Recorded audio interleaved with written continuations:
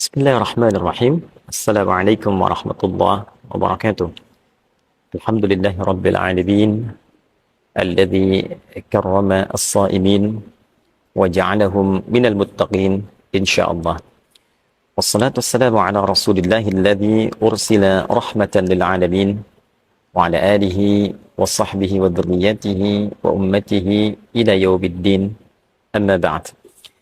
Saudara-saudariku, khusus para shaimin dan shaimat dimanapun berada, alhamdulillah di jumpa kita pada episode Aku Suka kali ini, saya ingin mengawali dengan sama-sama mengajak untuk mensyukuri segala nikmat yang Allah anugerahkan dan limpahkan kepada kita semua.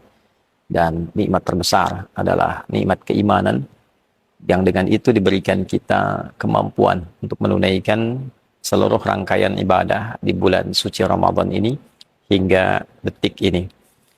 Betapapun yang sedang kita rasakan, segala hal yang sedang kita kerjakan, semoga itu semua tidak menghalangi kita untuk senantiasa bersyukur pada Allah Subhanahu wa Ta'ala.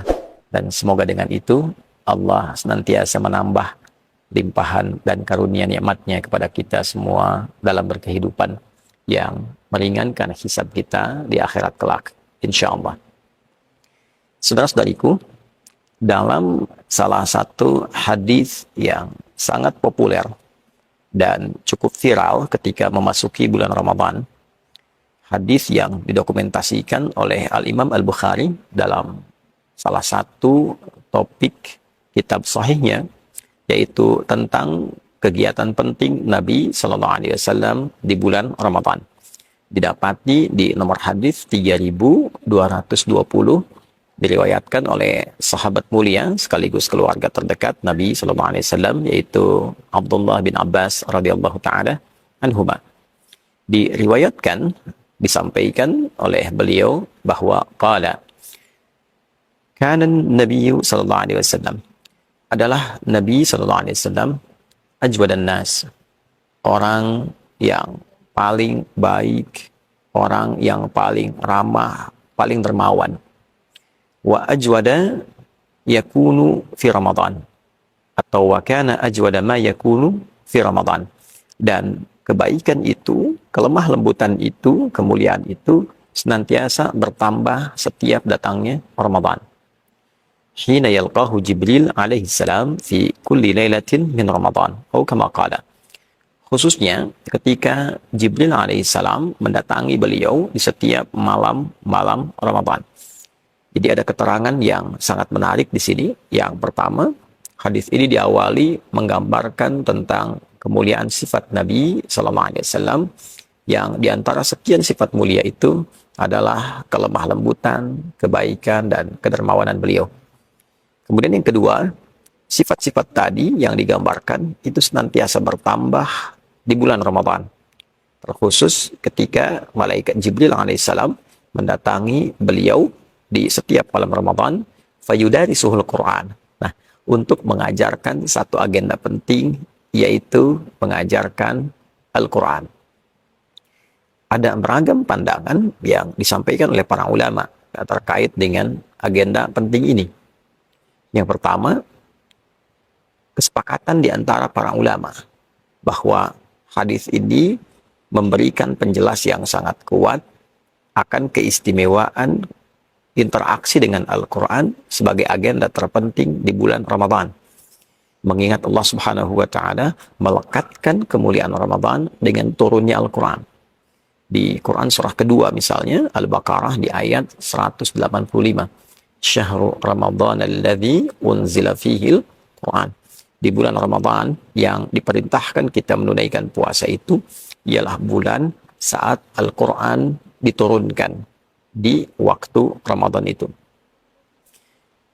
Ayat dan hadis ini memberikan penegas menurut pandangan para ulama tentang agenda penting yang terkait dengan Ramadan, yaitu kegiatan berinteraksi dengan Al-Quran. Dengan kata lain, jika ada seorang muslim beriman menunaikan ibadah puasa, dia berpuasa dari mulai fajar sampai dengan terbenam matahari di maghrib, hanya dalam waktu menunaikan puasa ini dan juga malamnya dia menunaikan tarawih, dia tidak mengisi dengan memperbanyak interaksinya dengan Al-Quran. Tidak bersentuhan dengan mushaf misalnya, tidak membaca Al-Quran misalnya, maka sementara pakar dari kalangan ulama menilai ada yang tidak sempurna dalam agenda Ramadannya. Ada yang kurang berkah dalam kegiatan Ramadannya. Untuk itu, sebagian menilai bahwa akan sangat baik bagi seorang muslim itu menjadikan interaksi dengan Al-Quran sebagai bagian pokok dari kegiatan Ramadannya. Karena Nabi SAW bahkan beliau itu diriwayatkan dalam satu hadis yang sangat kuat, termasuk yang disampaikan tadi, menghatamkan Al-Quran setidaknya setiap satu periode Ramadan. Bahkan di akhir sebelum beliau wafat SAW, beliau menghatamkan Al-Quran sampai dengan 2 kali. Jadi memberikan kesan bahwa Al-Quran adalah agenda wajib yang dilakukan oleh Nabi SAW saat berada di bulan Ramadan. Saudara-saudariku, jika ada yang bertanya, bagaimana cara berinteraksi dengan Al-Quran di bulan Ramadan? Karena redaksi yang ditampilkan dalam hadis tadi adalah yudarisul Quran, mengajarkan Al-Quran. Bisa mengajarkan bacaan, mengecek bacaan, melafadzkan ayat, bisa juga memberikan pemahaman atas makna, dirasah berarti mempelajari, mengkaji, memahami. Bisa juga menghafal bagi orang yang ingin menghafalkan dia.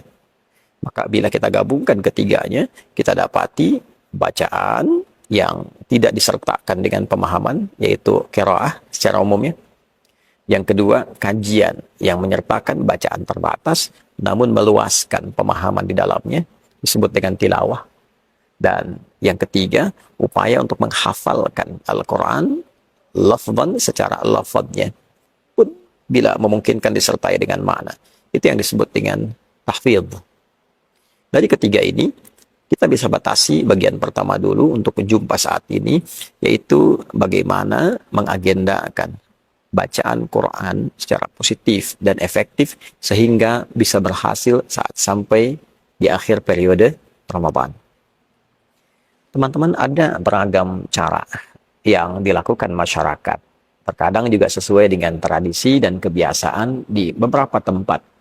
Ada yang berkumpul dengan halaqah, ada kajian untuk ibu-ibu khusus membaca Al-Quran. Bagus. Ada para ayah berkumpul untuk membaca Al-Quran. Bagus. Di sini ada 2 hal yang digarisbawahi dalam hadis yang dimaksudkan. Baik itu bacaan ataupun juga pengkajian, pun demikian dengan hafalan, selalu garis utamanya adalah ada guru yang membimbing. Sehingga dalam hadis ini diberikan penekanan Jibril alaihissalam memberikan pengajaran kepada Nabi. Hina yalqahu Jibril alaihissalam fayudarisuhul Quran. Ketika Jibril alaihissalam menjumpai Nabi sallallahu alaihi wasallam, lantas mengajarkan kepada beliau Al-Quran. Nah, memberikan pengajaran artinya ada murid, ada guru. Mendapatkan pengajaran dari murid kepada guru. Ini memberikan sebuah kesan yang sangat kuat bahwa yang dituntut dalam Islam, dituntut dari Al-Quran bukan berapa banyak harus dihatamkannya. Nabi bisa saja menghatamkan selama periode Ramadan 5 kali, 10 kali, 20 kali, 30 kali, seorang Nabi, Rasul. Tapi tentu alasan pertamanya, jika beliau menghatamkan dengan durasi tertentu, maka itu akan menjadi sunnah. Sehingga tidak ditunjukkan banyaknya khatam, sehingga tidak memberikan beban kepada umat di kemudian hari. Seakan-akan kalau khatam 10 kali, sunnahnya mesti 10. Ya. Jadi batasan 1 memberikan kesan setidaknya khatam. Tapi itu pun memberikan sebuah isyarat kualitas. 1 berkualitas, 1 ada guru. Jadi kalau belum bagus betul bacaannya, belum pandai betul membacanya, maka dianjurkan yang diberikan penekanan adalah kualitasnya. Baca Quran, di depannya ada guru. Dia menyimak apakah benar bacaannya. Kalau benar, teruskan. Kalau kurang benar, perbaiki. Maka ketika ia mencoba untuk belajar dengan pola demikian. Hadis lain mengatakan setiap hurufnya digandakan 2 kali lipat. Walladzi yatata'ata wa huwa syaqqun 'alaihi falahu ajran. Orang yang berusaha membaca Al-Quran dengan benar, sehingga bahkan lisannya mesti terbata-bata dibimbing, maka dia diberikan 2 kali pahalanya. Bila setiap hurufnya 10 kali 2. Ya, dibacakan misal alif lam mim, diperbaiki mim, ya, dia baca sekali lagi. Dari bacaan pertama itu sudah mendapatkan 2 kali pahala. Pahala pertama dari huruf yang dibaca, pahala kedua kesungguhannya untuk membaca supaya menjadi benar. Jadi kalau satu huruf 10, alif, lam, dan mim 3 huruf, standar 3 kali 10, itu 30, kalikan 2 lagi. Bisa 60 dia dapatkan. Nah, ilmu ini penting, supaya tidak merasa pesimis.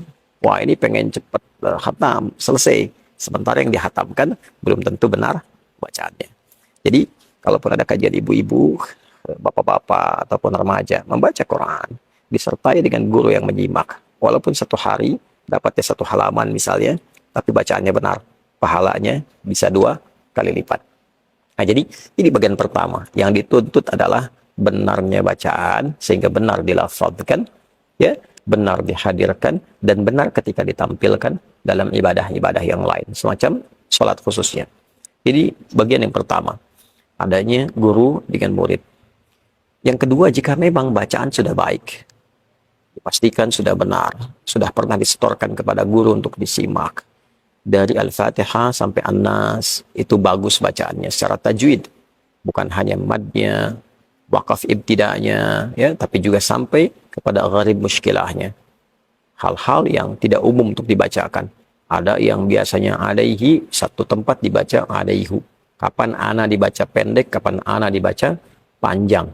Ya, kapan misalnya kita baca i, kapan dibaca e, seperti bismillahi majreha.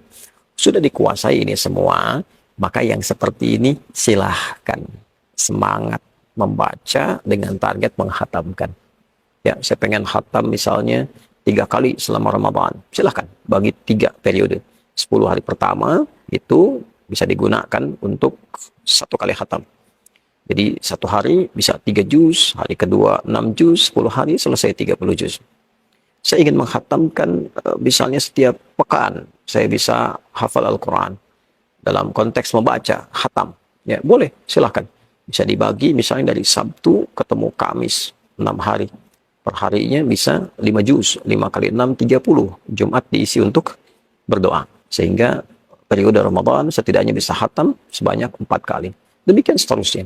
Ya, jadi setiap apa yang kita bacakan dalam bacaan Al-Quran kita di bulan Ramadan memberikan sebuah nilai tersendiri ketika semua itu kita tujukan untuk mengikuti sunnah Nabi SAW. Jadi yang pertama, agenda membaca Al-Quran, agenda berinteraksi dengan Al-Quran adalah di antara agenda terpenting yang langsung ditunjukkan oleh Nabi SAW selama periode Ramadan. Kedua, catatan pentingnya, membaca Al-Quran bukan sekedar bagaimana kita menyelesaikan bacaan, tapi lebih ditekankan bagaimana bacaan itu memiliki kualitas yang baik. Dipastikan bacaan kita benar. Bila belum mampu membaca dengan baik, maka yang terbaik hadirkan guru untuk membimbing. Dan tidak perlu merasa sungkan.